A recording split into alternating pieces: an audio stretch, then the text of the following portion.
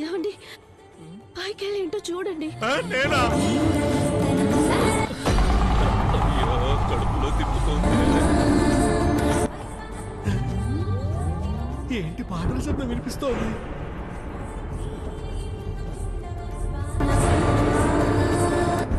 ఆహా, ఇది ఖచ్చితంగా అదే అదే.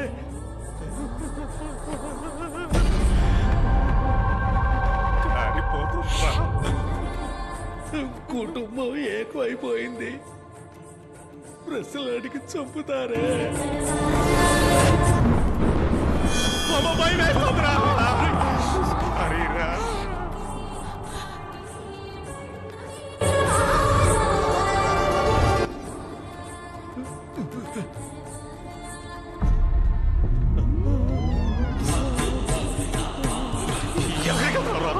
సౌండ్ ఇంటి చూస్తుంది.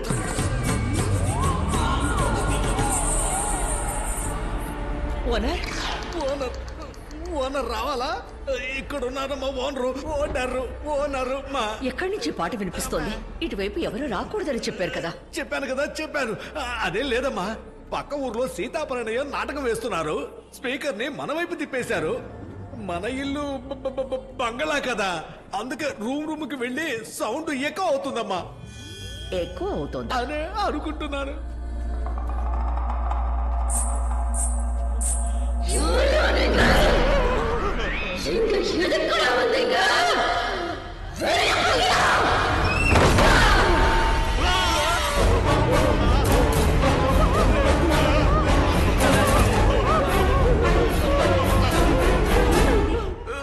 ఏమైందో చెప్పండి. ఏమైంది వీళ్ళకి? నానా, అక్కడ ఏదో పెద్ద నీడ చూసావు. ఆ నీడ ఏదో తమిళ్లో మాట్లాడింది. ఇదేదో ముందే చెప్పొచ్చు కదయా. అమ్మా, ఇప్పటికైనా అర్థమైందా? ఒకరి నీడని ఒకరు చూసి భయపడ్డారంటే అలాంటిదే అయి ఉండదు. వీళ్ళు పరమ పిరికోళ్ళు. ఒకరికి బల్లంటే భయం, ఇంకొకరికి బొద్దింకంటే భయం. ఓనర్ సార్, మీరు వెళ్ళి చూసిరండి. అది ఓనరు మీరు వెళ్ళండా? ఏమా, ఓనర్ కు వేరే పని పాట లేదనుకున్నావా? ఇవన్నీ వెళ్ళి చూస్తాడా ఓనరు? సరే వద్దు, నేను వెళ్ళి చూసా. అమ్మా వద్దమ్మా, గొళ్ళెం పడుతుందమ్మా. నువ్వు ఊరుకోమా.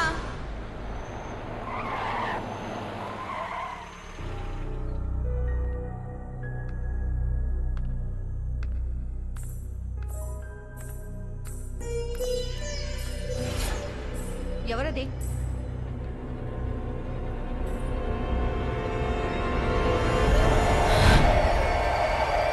ఏమైందమ్మా? ఇంత రాత్రి అప్పుడు అందరూ ఇక్కడ ఏం చేస్తున్నారు? మేడ మీద ఎవరో పాడినట్టు వినిపించింది. ఏంటో చూడ్డానికి వెళ్ళిన వీళ్ళిద్దరూ ఏదో నీడను చూసి భయపడ్డారు. నేను చూస్తానని వెళ్ళిన గాయత్రి ఇంకా రాలేదు. నాకేం అర్థం కావడం లేదు. చాలా భయంగా ఉంది.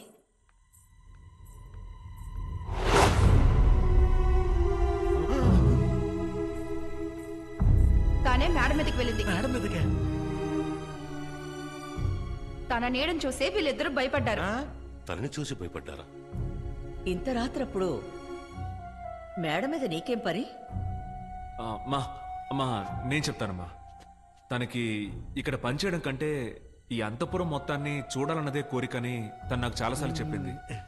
మీరందరూ నిద్రపోయారనుకుని మేడ మీదకి వెళ్ళింది. పాపం దొరికిపోయింది. చూసారమ్మా, నేను చెప్పారా? అదేనమ్మా, ఆ పిల్ల మేడ మీదకి వెళ్ళి జాలీగా ఒక పాట పాడింది. ఇప్పుడు చెప్తున్నానమ్మా, ఇంట్లో భయపడేలా ఏమీ లేదు. ఇది దైవకళ ఉట్టిపడే ఇల్లు. అందుకని ఉదయాన్నే 3 దిక్కులకి కలిపి పత్రాలు రిజిస్ట్రేషన్ చేద్దాం. దక్షిణాన్ని వదిలేద్దాం. ఒక్కటిచ్చానంటే ఎప్పుడు ఏం మాట్లాడాలో తెలియదు. వీపీ మీరు వెళ్ళి పడుకోండమ్మా. ఏదైనా సరే రేపు మాట్లాడుకుందాం. వీపీ అన్నాడు. వెర్రి పుష్పం అని షార్ట్ గా అన్నాడేమో. రంగనాయకి, కాంట్రాక్టర్స్ అందరితోనూ మాట్లాడాను. ఆ ఇద్దరు చనిపోయిన విషయం తెలిసి మన గుడిని శుభ్రం చేయడానికి ఎవరు రావట్లేదు. ఏం అర్థం కావడం లేదు అన్నయ్య. ఇప్పుడేం చేయాలో తెలియడం లేదు. ఉన్న చోట సమస్య, గుళ్ళోనూ సమస్య అంటే ఆ పూజ ఎలా జరిపించడం మరి? ఇలా చూడండమ్మా, ఆ పూజారి చెప్పిన దాన్ని బట్టి మీ ఎవ్వరికీ చెప్పకుండా నేను ఒంటరిగా అక్కడికి వెళ్ళి చూశాను. అందులో నాచు, బురద, మొక్కలు ఏమీ లేవు. నీళ్ల నీళ్లలో పడిపోవడానికి ముందే వాడికి హార్ట్ అటాక్ వచ్చింది. అలాంటప్పుడు వాడు ఒంట్లో నీళ్ళు ఎలా ఉంటాయి చెప్పండి? కరెంటు షాక్తో చనిపోయిన వాడు వైరు ఇనుముకి తగలడం కూడా చూసుకోకుండా స్విచ్ ఆన్ చేశాడు. షాక్ కొట్టి చనిపోయాడు. ఈ 2 మరణాలు నన్ను అడిగితే విపత్తు అనే అంటాను. పూజారి గారు అలా అంటున్నారు, ఏనేమో ఇలా అంటున్నారు. ఏది నమ్మాలో ఏం అర్థం కావట్లేదే. మదన్ చెప్పిందే కరెక్ట్. పనిలోకి వెళ్ళిన 20 మందిలో 2 మాత్రమే చనిపోయారు. ఒకవేళ ఇది చంద్రముఖి పని అయి ఉంటే కాంట్రాక్ట్ తీసుకున్న గోపాల కదా ముందు చనిపోయి ఉండాలి. మనం ఎంతమంది ఉన్నాం కదా, గుడిని శుభ్రం చేయడానికి బయట వాళ్ళెందుకు, మనమే చేసేద్దాం. ఈ విష పరీక్షకి మేము రెడీగా లేం. పైకి వెళ్ళేందుకే పులుసు కారిపోతే. అవును, ఆర్థిక నష్టాన్ని, ఆస్తి నష్టాన్ని తట్టుకోగలం, ప్రాణ నష్టాన్ని ఎలా తట్టుకోగలం? ఇలా చూడండమ్మా, ఈ ఇంట్లో ఉన్న వాళ్ళంతా అక్కడికి వెళ్ళడానికే భయపడుతున్నారు. నేను వెళ్ళి ఆ గుడిని శుభ్రం చేస్తాను. ఎప్పుడు మీ గుళ్ళో సమస్య వచ్చిందో ఆ సమస్యని పరిష్కరించే వెళ్ళాలని నిర్ణయించుకున్నాను. కన్ఫ్యూజ్ చేస్తున్నాడు. అప్పటికీ నాకేమైనా అయితే మీ నిర్ణయం మీరు తీసుకోండి.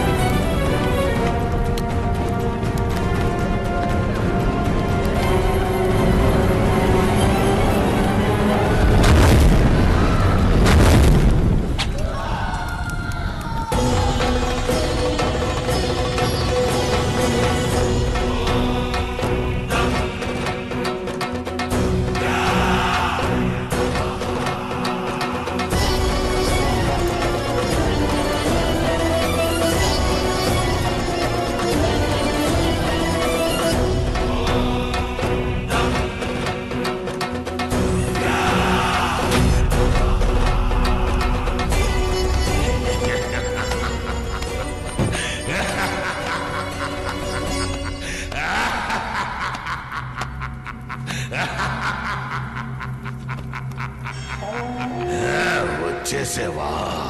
వెలుతురుని తీసుకొచ్చేసేవా?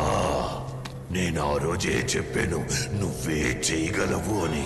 నువ్వు కాకుండా ఈ పని ఇంకెవరు చేసినా ఆ మంటల్లోనే మాడి మసైపోయేవారు. నువ్వు సూర్యగ్రహణంలో పుట్టిన వాడివి. నీ జాతకము ఆ వేటయ్య జాతకము ఒకే జాతకం. అది మాత్రమే కాదు, మీ జాతకాల్లో గ్రహాలు కూడా ఒకే అమరికలో ఉన్నాయి. నీ ద్వారానే ఇక్కడ జరగబోయే సమస్యలకి ఓ పరిష్కారం వస్తుంది. దానివల్ల నీ ప్రాణాలకే ప్రమాదం రావచ్చు. ఆ ఇంట్లో ఉన్న ఎవరో ఒకరినే చంద్రముఖి ఆవహించింది.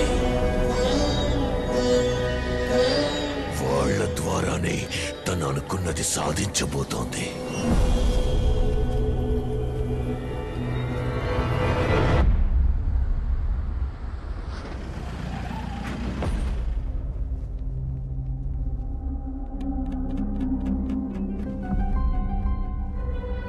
బాబు నో. నేను ఆ గుడిని శుభ్రం చేశాను, నాకేం కాలేదే. ఇక మీద ఆ గుడిలో ఏ సమస్య ఉండదు.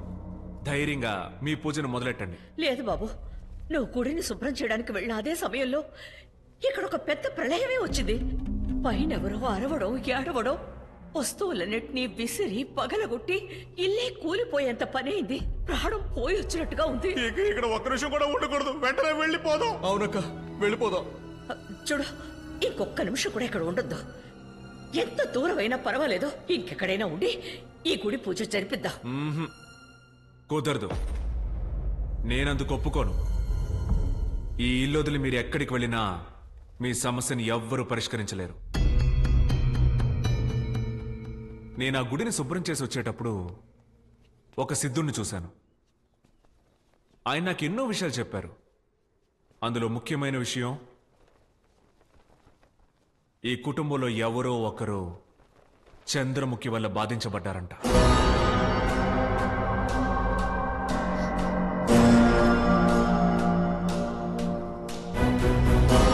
అదెవరో తెలుసుకోకుండా ఈ ఇంటి నుంచి మనం ఎలా వెళ్ళగలం?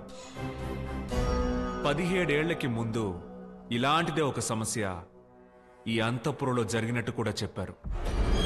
ఇదిగో, ఇవన్నీ మేము రావడానికి ముందే ఎందుకు చెప్పలేదయా? అప్పుడు జరిగిన మాట నిజమేనండి, కానీ అవన్నీ అప్పుడే సర్దుకున్నాయి. అయినా అందరినీ పిలిచి దక్షిణం వైపు వెళ్ళొద్దని చూచాయిగా చెప్పాను. ఇప్పుడు వాటన్నిటినీ మించి ఇలా జరుగుతుందంటే దానికి కారణం ఎవరో నాకు తెలియటం లేదు.